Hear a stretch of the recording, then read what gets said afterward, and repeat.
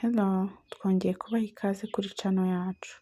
Niba utarakora subscribe, wayikora ukadushyigikira.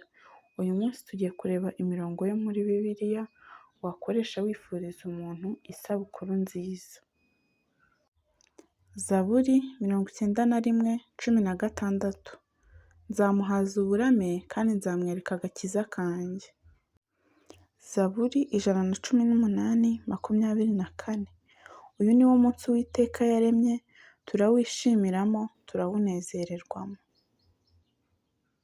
Zaburi 139:13 na 14. Kuko ari wowe waremye ingingo zanjye, wanteranirije mu nda ya mama. Ndagushimira yuko naremwe uburyo buteye ubwoba butangaza, imirimo wakoze ni ibitangaza, ibyo umutima wanjye ubizi neza. Zaburi 90:12. Utwigishe kubara iminsi yacu, uburyo butuma dutunga imitima y'ubwenge. Zaburi 71:6. Ni wowe njya nishingikirizaho uhereye mu ivuka ryanjye, ni wowe wankuye mu nda ya mama, nzajya ngushima iminsi yose. Yosuwa 1:9. Mbese si jye ubigutegetse? Nuko komera ushikame, ntutinye kandi ntukuke umutima, kuko Uwiteka Imana yawe iri kumwe nawe aho uzajya hose.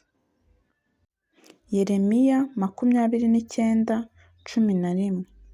Erega nzi ibyo nibwira nzabagirira, ni amahoro si ibibi, kugira ngo mbareme umutima w'ibyo muzabona hanyuma, niko Uwiteka avuga.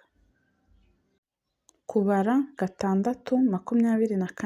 6:24-26. Uwiteka aguhe umugisha akurinde, Uwiteka akumurikishirize mu maso he akugirire neza, Uwiteka akurebe neza aguhe amahoro. Yesaya 46:4. Nkabageza mu zabukuru ndiwe, muzarinda imvi z'iba uruyenzi nkibaheka, ni jye waremye ni jye uzaheka, ni koko nzaheka kandi nzajya nkiza. Yeremiya 1:5.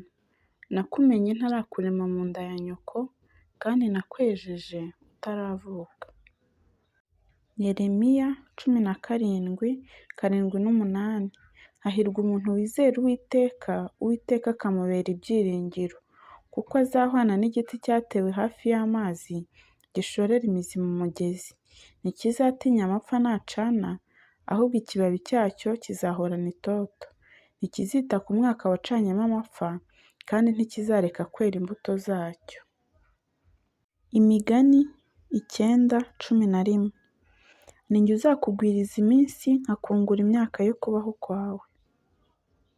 Zefaniya 3:17. Uwiteka Imana yawe iri muri wowe imbere.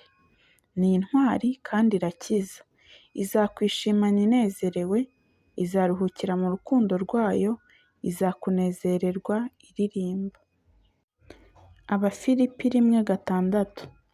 Icyo nzi neza rwose ntashidikanya, ni uko iyo yatangiye umurimo mwiza muri mwe, izawurangiza rwose, kugeza ku munsi wa Yesu Kristo. Yohana 3:1-2. Ukundwa, ndagusabira kugira ngo ugubwe neza muri byose, ube mutaraga nk'uko umutima wawe uguwe neza.